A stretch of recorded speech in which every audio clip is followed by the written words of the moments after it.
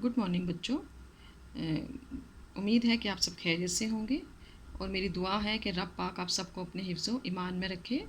आज हम जो उन्वान कर रहे हैं वो है मज़मून नवीसी। मज़मून नवीसी में आज हमारा उन्वान है सिलाब।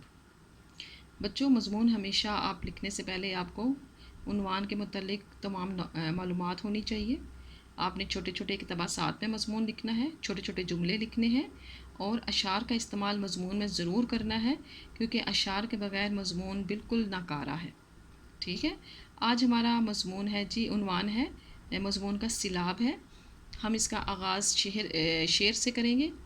गर्ज़ ढाया बहाया और तोड़ा, गर्ज़ ढाया बहाया और तोड़ा, पड़ा जो सामने उसको ना छोड़ा।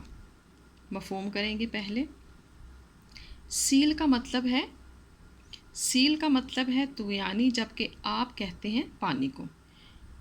गोया सील आप यानी सिलाब पानी की तुग़यानी को कहते हैं।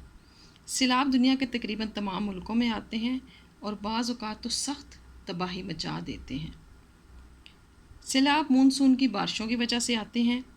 मौसम बरसात सैलाबों का ख़ास मौसम होता है। इस मौसम में गर्मी की तपिश की वजह से पहाड़ों की बर्फ़ पिघलती है और दरियाओं का रुख करती है। ज़्यादा पानी होने की वजह से दरियाओं के किनारे से पानी बाहर निकल आता है। अगर इन्हीं दिनों मानसून की बारिशें पहाड़ों या दरियाई इलाकों में हो जाएं, तो समझिए कि पानी दरियाओं में बहने की बजाय बाहर फैलेगा और तबाही मचाएगा। बारिश और पहाड़ी बर्फ़ के पानी से सैलाब में शिद्दत आ जाती है। पाकिस्तान में सैलाब। शेर हम लिखेंगे पहले। ये पानी नहीं एक मुसीबत है, ये पानी नहीं एक मुसीबत है, जो कुछ मिल गया बचा हुआ गनीमत है। पाकिस्तान में आमतौर पर दरियाए रावी, चनाब और दरियाए झेलम में सैलाब आया करते हैं।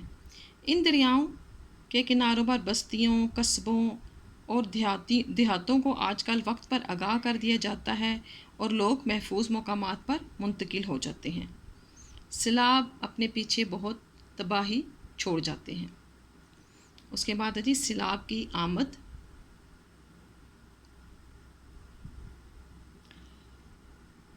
चंद साल पहले सैलाब की इत्तला करने का मौसर अच्छा इंतज़ाम ना होने की वजह से दरियाओं का पानी अचानक बस्तियों को अपनी लपेट में ले लेता था और फसलों को तबाह करता हुआ इंसानों, जानवरों और मकानों को बहा ले जाता था। गांव और कस्बों के कच्चे मकानात गिर जाते, जबकि पुख्ता मकानात कदरे महफूज रहते। लोग गांव की मजबूत और पुख्ता मस्जिद की छत पर पनाह लेते और कई रोज़ तक बेसरो सामान वहीं गुजारते। फिर पाक फ़ौज के जियाले सिपाही उन्हें हेलीकॉप्टरों या कश्तियों के ज़रिए महफूज मकामात पर पहुंचाते।